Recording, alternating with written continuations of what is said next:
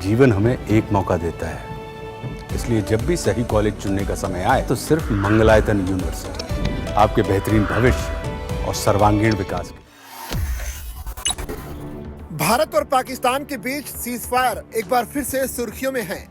Trump के दावों की वजह से नहीं, बल्कि पाकिस्तान की वजह से। दरअसल ट्रंप बार बार ये दावा करते हैं कि उन्होंने भारत और पाकिस्तान में सीजफायर करवाया, लेकिन अब पाकिस्तान ने ही ट्रंप के दावों को खारिज कर दिया है। पाकिस्तान के विदेश मंत्री इशाक डार ने एक टीवी चैनल को दिए इंटरव्यू में कहा कि भारत पाकिस्तान सीजफायर में ट्रंप या अमेरिका नहीं, बल्कि सऊदी प्रिंस का रोल था। ट्रंप के दावों के उलट इशाक डार ने बताया कि हमले के तुरंत बाद सऊदी प्रिंस फैसल बिन सलमान ने उनसे संपर्क किया और इच्छा जताई कि वो भारत के विदेश मंत्री एस जयशंकर से बात कर भारत पाक तनाव को कम करने में मदद करें।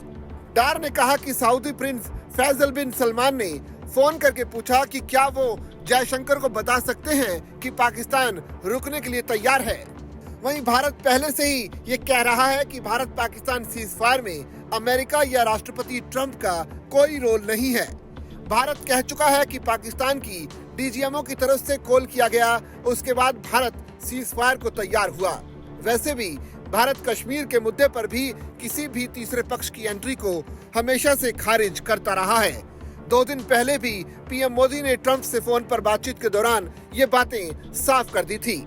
यही नहीं, पाकिस्तान के उप प्रधानमंत्री इशाक डार ने पहली बार सार्वजनिक रूप से ये भी माना कि भारत ने 7 मई को ऑपरेशन सिंदूर के तहत रावलपिंडी स्थित नूर खान एयरबेस और शोरकोट एयरबेस पर एयर स्ट्राइक की थी।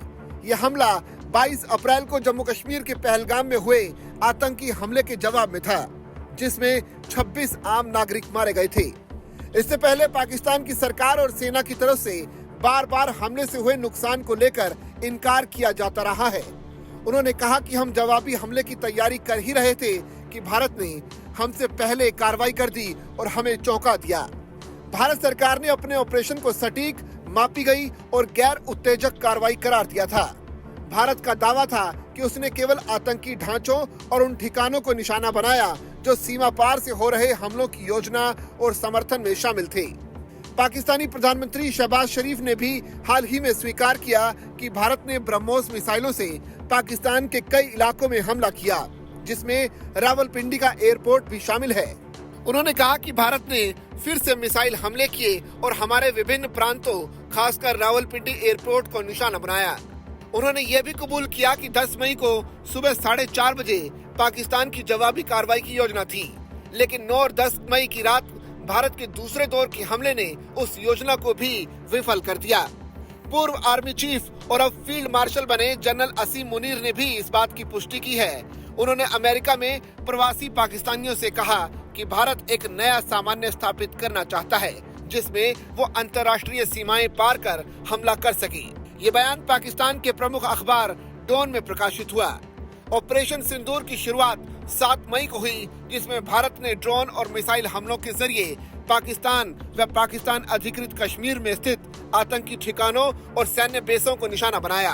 पाकिस्तान ने 8, 9 और 10 मई को भारत के सैन्य ठिकानों पर हमले की कोशिश की, लेकिन भारत ने और भी प्रभावी जवाबी कार्रवाई की।